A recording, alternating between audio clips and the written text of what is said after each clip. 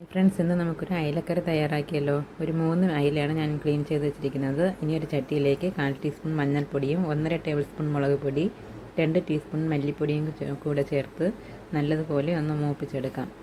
പൊടി കരിഞ്ഞു പോകരുത്. കരിഞ്ഞു പോകാതെ നല്ലതുപോലെ ഒന്ന് മൂപ്പിച്ചെടുക്കാം. കളറൊക്കെ മാറി വരണം.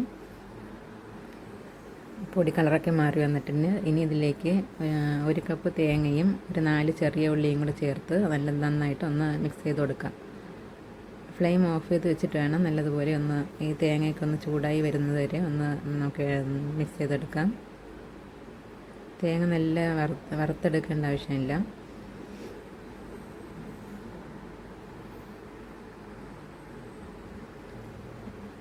നേരത്തെ തന്നെ ഒരു 3 അയല ഞാൻ കഷ്ണങ്ങളാക്കി കട്ട് ചെയ്ത് ക്ലീൻ ചെയ്ത് വെച്ചിട്ടുണ്ട്. ഇനി ഈ പൊടിയൊക്കെ ഒന്ന് തണുത്തതിന് ശേഷം ഈ അരപ്പ് നമുക്കൊരു മിക്സിയുടെ ജാറിലേക്ക് ഇട്ട് കൊടുക്കാം. കറിക്ക് ആവശ്യത്തിനുള്ള പുളി ഇതിലേക്ക് പിഴിഞ്ഞൊഴിച്ച് കൊടുക്കാം. വാളം പുളിയാണ് ഞാൻ ഇതിലേക്ക് ചേർത്ത് കൊടുക്കുന്നത്.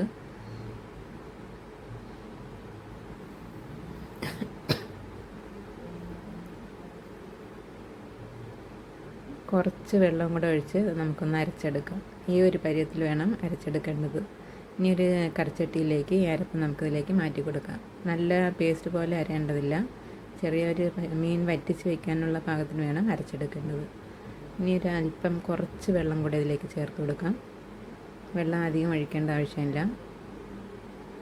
ഇനി കറിക്ക് ആവശ്യത്തിനുള്ള ഉപ്പും കൂടെ ചേർത്ത് നമുക്ക് അരപ്പൊന്ന് നന്നായി മിക്സ് ചെയ്തെടുക്കാം.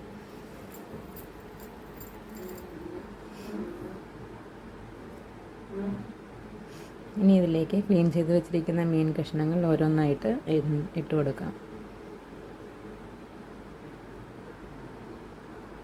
അരപ്പിലേക്ക് നല്ലതുപോലെ മീൻ കഷ്ണങ്ങൾ താഴ്ത്തി വയ്ക്കാം.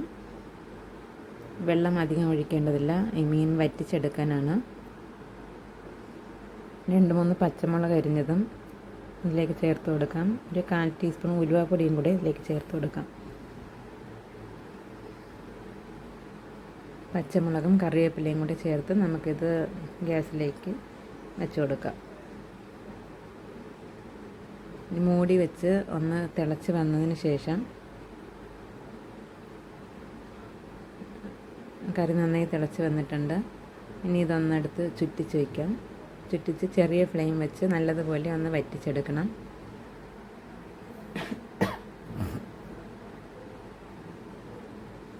കറി നന്നായി വറ്റി വന്നിട്ടുണ്ട്.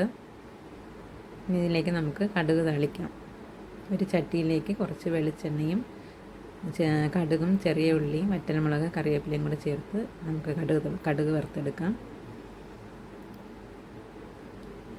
ഉള്ളി നന്നായി മൂത്തതിന് ശേഷം നമുക്ക് ഈ മീൻ കറിയിലേക്ക് ചേർത്ത് കൊടുക്കാം. അങ്ങനെ നമ്മുടെ അയല മീൻ വറ്റിച്ചത് റെഡിയായി കഴിഞ്ഞു. ഇത് കറി വയ്ക്കുമ്പോൾ നമ്മൾ സാധാരണ പച്ചത്തേങ്ങ അരയ്ക്കുന്നത് പോലെയല്ല, ചെറിയൊരു കളർ മാറ്റം ഉണ്ടാവും. നല്ല ടേസ്റ്റായിട്ടുള്ള കറിയാണിത്.